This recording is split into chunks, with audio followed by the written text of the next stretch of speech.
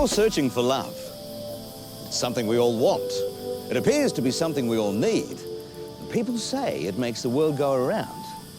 What is this thing called love, and how does it really work? Is love just about passion, or is it more about compatibility? And what about commitment? Can love change? Can true love last? And how do you get to live happily ever after?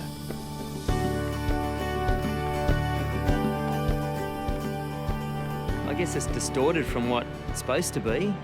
Often it's not a thing that you go, oh, this is love, but it's more like these are the actions of love in today's society. So, and I think a lot of people have different opinions on what those actions are. It's action words, things of honesty, things of just really thinking about the other person. It's selflessness. Love is completely just being selfless and totally just for that other person. I would describe love as something everybody wants and craves. No matter who you are, no matter how hard you are, you always want love. To find some of the answers to these questions, I decided to speak with some leading authorities on love. Well, I think we're very influenced by media, by the notions of love that we see around us, like in the movies, like in the magazines and so forth on television. So I think that there's this sense that it has to be highly romantic, strong sexual attraction, and kind of that we're in sync with each other all of the time. I love that you when that happens. So, if our ideas of love are shaped by similar cultural influences, do we end up with the same beliefs about love? Do we all experience love in the same way? Dr. Robert Sternberg is professor of psychology at Tufts University in Boston, USA. From almost the time we're born, we're exposed to varying stories about love through our parents' relationship, through the relationships of the parents of other children we know, through TV, movies, books, other media. And these stories interact with our personalities to produce within us a sort of hierarchy of stories that we conceive as being what love is. So love is the story. But what happens if two people fall in love and have different stories? One person may decide that love is like a fairy tale. There's a prince and a princess, and to them, a happy relationship is finding the princess or finding the prince. Another couple, though, might have a business story. A business story is a very different one. It's where they say, oh, the fairy tales are for fairy tales. A relationship is about having a house and a home and making money and maybe having a gardener and being financially stable and secure. So those two people would have a story that love is more like running a business. Or there's some people who have less positive stories, a horror story. A horror story is where there's a terrorizer and a victim, and each seeks the other out, one to terrorize, the other to be a victim. Now, everybody has a hierarchy of stories. So, for example, you might have a garden story at the top. A garden story is where you say, love is like a garden. You have to keep watering it and feeding it sunlight for it to exist. If the other person has a profile of stories that's fairly similar to yours, the relationship is more likely to work. So if I have a fairy tale story and my wife Karen has a fairy tale story, that's probably a good sign. But if I have a fairy tale story and she were to have a business story, it would be hard to make the relationship work because we both say we love each other, but we mean different things by love. So it's usually productive. Our research shows that couples are happier when they have more similar profiles of stories.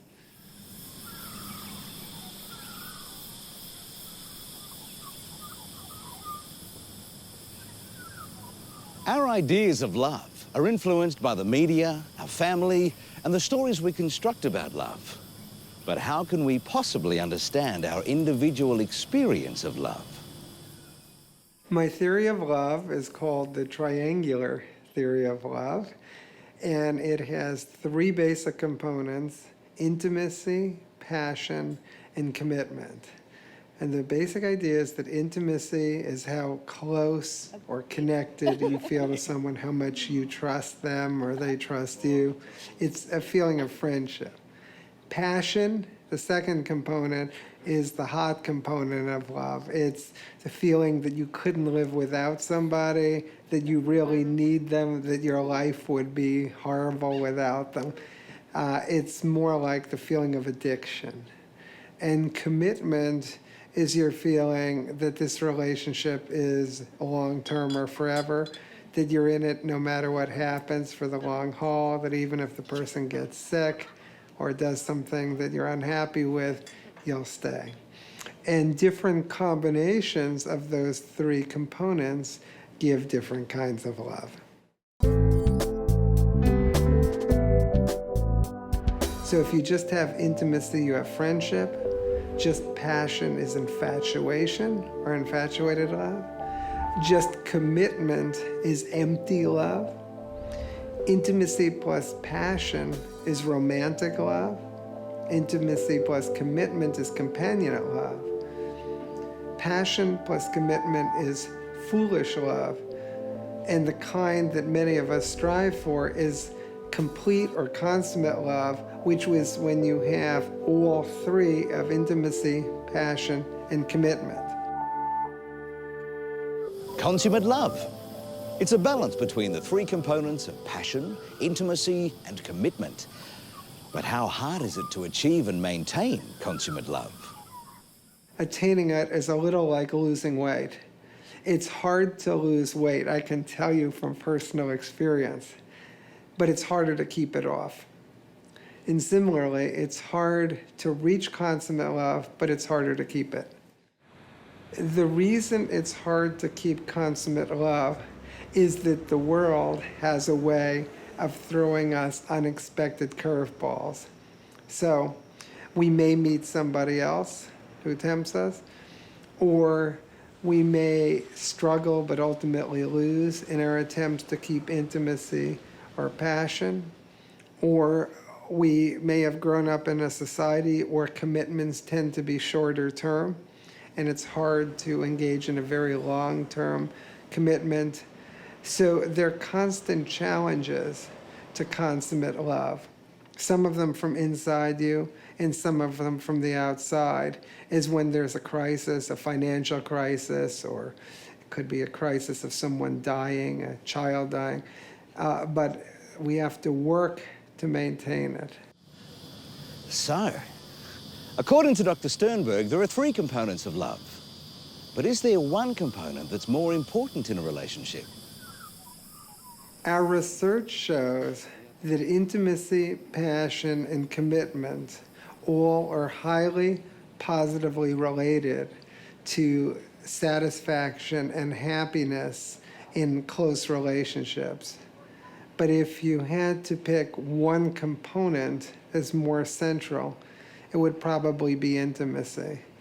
Because without intimacy, it's hard to make a relationship work. If you don't trust the person, if they don't trust you, if you don't feel like you're friends, you can have the other components, but it's hard to make it work.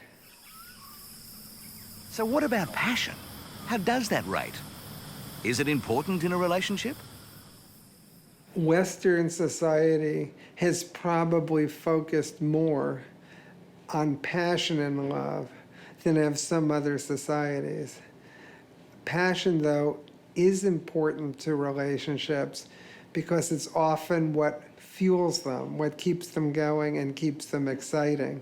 And part of the challenge of a long-term relationship is to keep that passion going, because the normal tendency is that as things become more predictable and routine and sort of life gives way from being a very exciting beginning of a relationship to more the middle, the passion sometimes dies. So creating excitement, creating change, creating new shared interests are important for sustaining passion.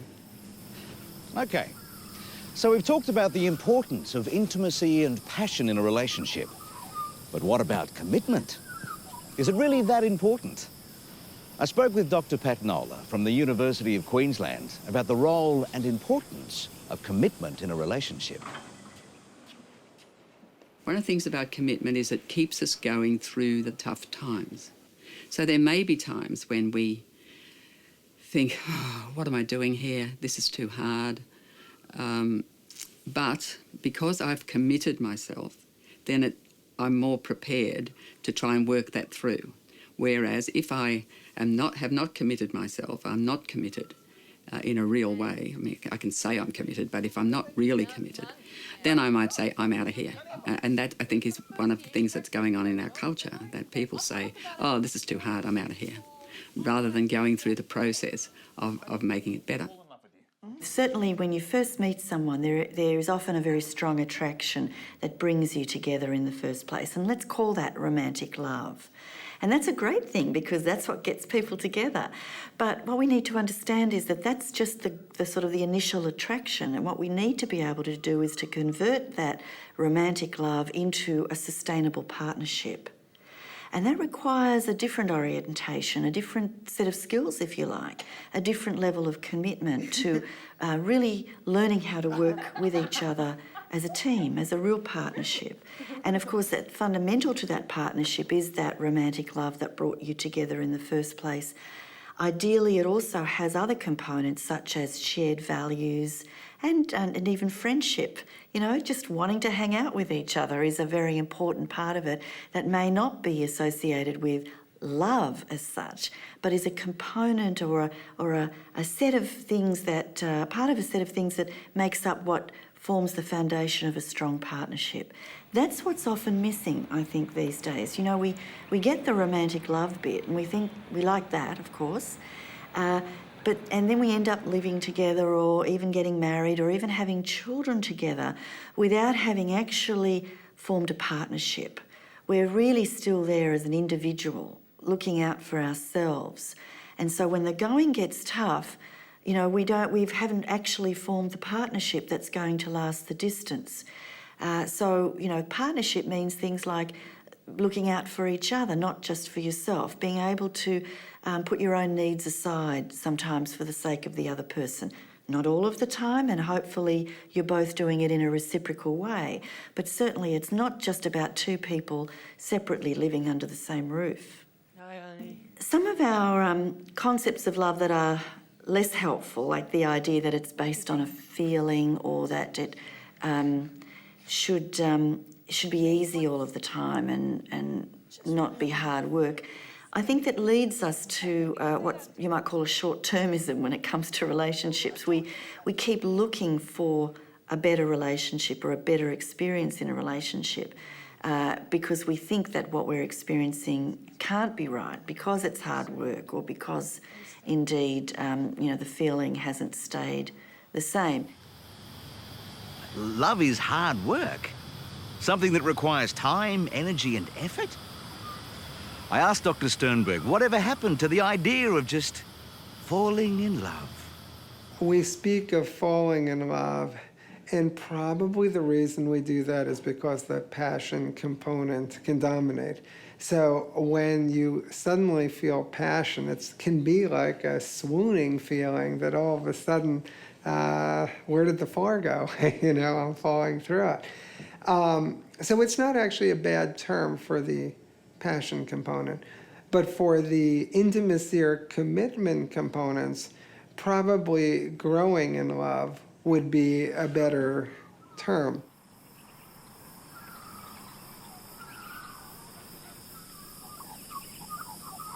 Pretty romantic place, isn't it? So, we don't just fall in love, overwhelmed with passion, but we grow closer to each other in a unique way as we experience intimacy and commitment. We become more and more aware that we are building this thing called love, and we want it to last. But how do we know we have the real thing? Can we know? Wow, that's a really hard question. How do we know if it's real love? I'm not sure that we do know in advance. You know, I really I'm not sure unless you feel that you've got, a higher power telling you that this is the one, or you've got some other way within your belief system that gives you that certainty. For most of us, I think we're not sure at first, and we are taking some risks to let ourselves get close to somebody, closer and closer. But I think as you do that, as you learn to trust somebody else, and if you've got your radar switched on for signals that tell you, well, it is safer to go further, that this person is reciprocating, that they are behaving in ways that are trustworthy, that are reliable, that help me to feel safe, and that they're letting me into their life, then I think you've got something you can start to progress with. I think finding out when you're in love is a bit difficult because, well, particularly for us, because we were best friends before we got together as a couple. So I think it was when we just felt that we were completely comfortable with each other, in each other's company. We were just completely comfortable. There was no issues with, oh, what if he thinks that I don't know, if I act this way, it might cause some issue, or whatever we did was completely comfortable with each other. So it's a bit hard to define when we both kind of really knew we were in love. There are ideas we have that can interfere with long-term relationships. One is that the same kind of excitement and romance that we have early in a relationship should continue for the long term. Some people begin to lose interest once the initial excitement wears off. And if you watch a lot of Hollywood movies, you're especially susceptible to this notion that initial excitement will last forever. Usually it doesn't. So I think that can be a killer of relationships. A second thing that can be a killer of relationships is the idea that the relationship will take care of itself. Relationships are something we need to take care of. Often as life goes on, once we feel like we have the relationship, that it's stabilized, we start devoting our attention to other things. Our work, could be kids, could be charitable organizations or whatever. But relationships need a lot of work, and if we let them go, we're susceptible to losing them.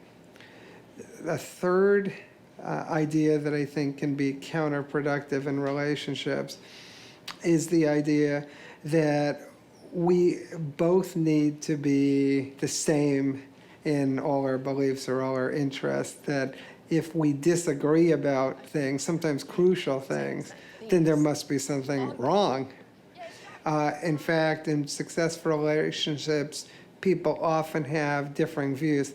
What's more important than whether you have conflicts or differences is whether you can resolve them.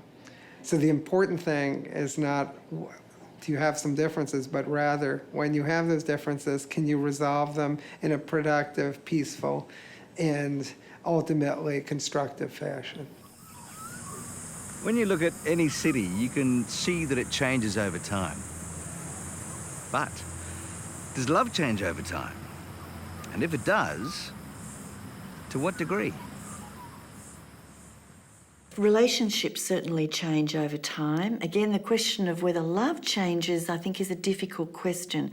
The easiest answer is to say yes, it does, because it certainly appears to, or it feels like it does.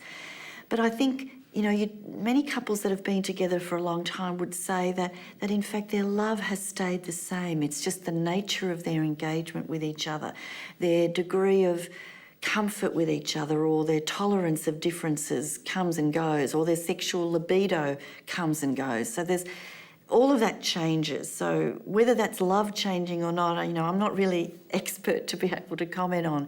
I would think, however, we need to understand that change is a very important concept to encompass when you're looking at a sustainable partnership in the long term.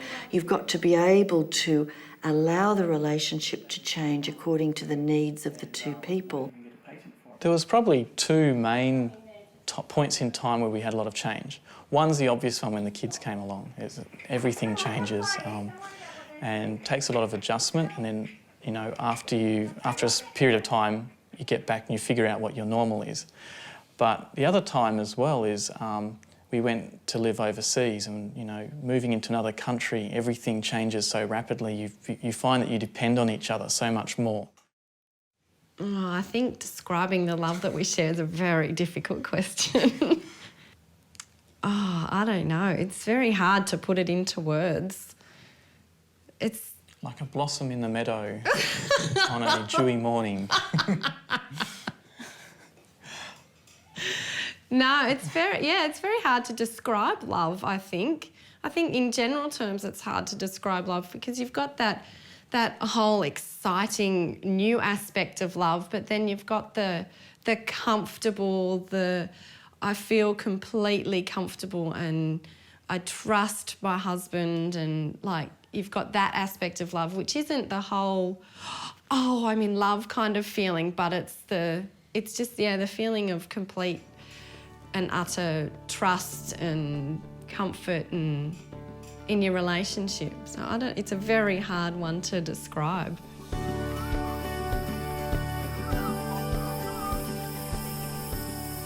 Love. Maybe it's not what makes the world go around, but maybe it makes the ride worthwhile.